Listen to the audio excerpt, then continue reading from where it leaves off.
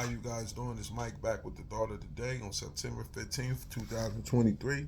First, I want to give honor and praise to the Elohim of Israel for waking me up and giving me the strength and the wisdom to bring you this message today.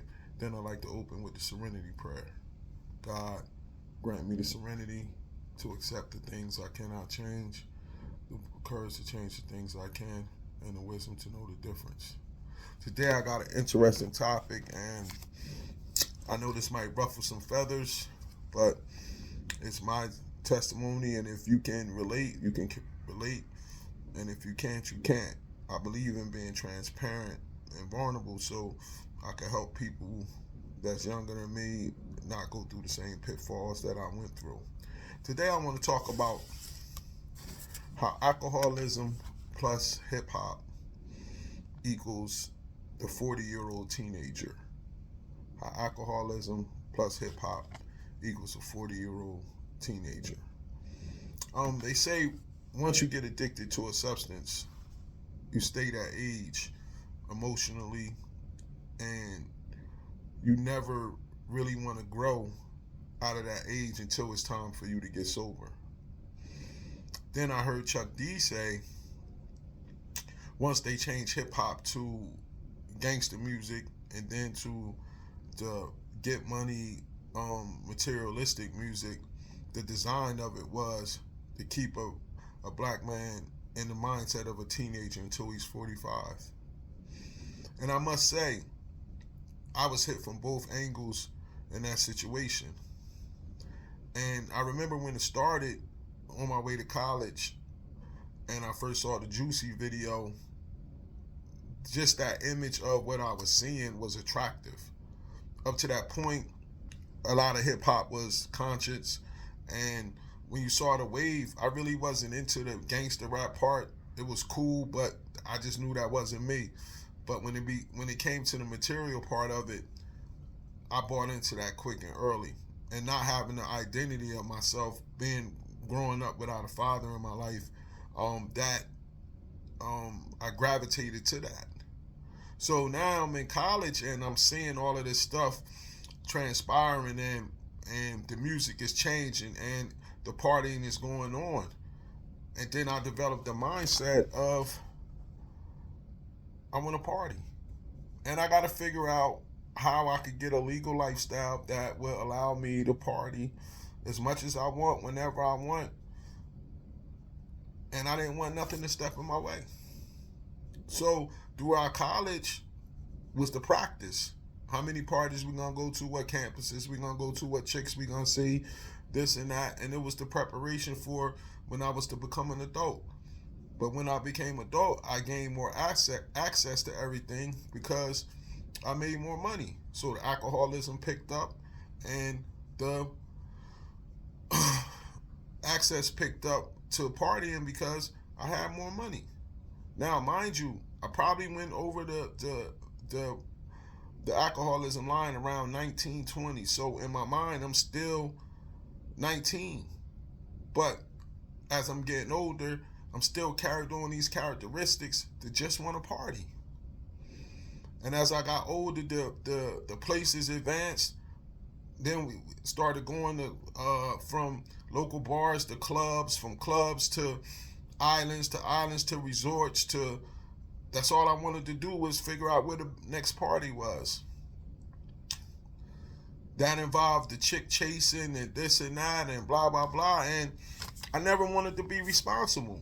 I never wanted to really have to be a husband early on, and I never really wanted to have to be a father. That's why I never had kids. And I'm just being totally honest in this situation because I was still trapped in the mindset of a 19-year-old.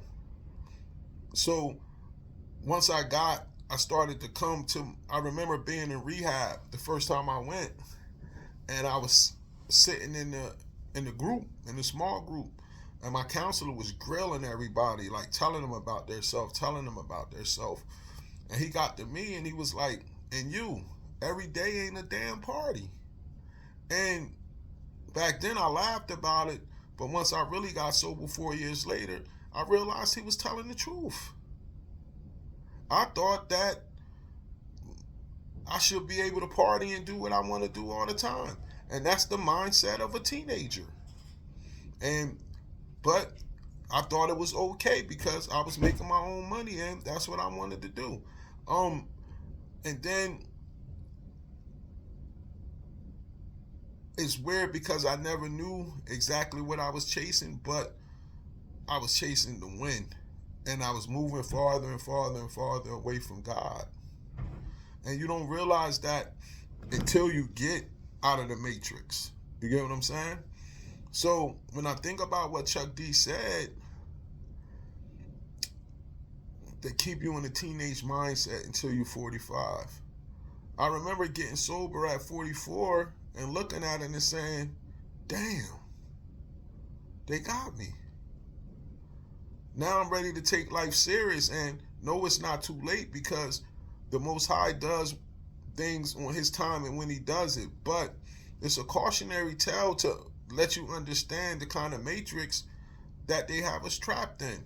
Look around. A lot of the guys that we idolized growing up that's in the hip-hop industry, they're still trapped in that maze. When you look on their social media and you follow them, everything is about partying and chasing women, even though they late 40s, 50s, 60s, it don't matter. They still dress like a teenager. They still want to chase women. They still don't want to be responsible. That's the phase they had us trapped in. And some of us are still trapped in it. And I'm not on here trying to point the finger at people because I'm letting you know they got me. And I thank the Most High because he was able to pull me out of that. I often say, like, even when I was trapped in those in that mind frame, some nights when I was on vacation partying and stuff, I would go out to the pool and just think about my life and be like, yeah, it might seem like you're having fun, but when you're 70 or 80, what are you gonna do when you start thinking about your life? Yeah, you did the basketball thing, you helped a lot of kids, you helped a lot of other people along your way, but what did you really stand for as a man? All you really wanted to do was party and chase women. And I thought about not having no time to fix anything. He gave me the opportunity to rewrite the rest of my life. So I gotta take this opportunity to do that. But I gotta be transparent and real and say, yo, I was a 40-year-old teenager thinking about what I wanted to do for myself. I wasn't thinking about other people at that time. So we gotta ask ourselves, did they get us with this? Did the hip-hop music and the alcohol and the drugs make a lot of us men 40-year-old teenagers? This brother Mike, I love everybody, so please don't take none of this personal. Shalom.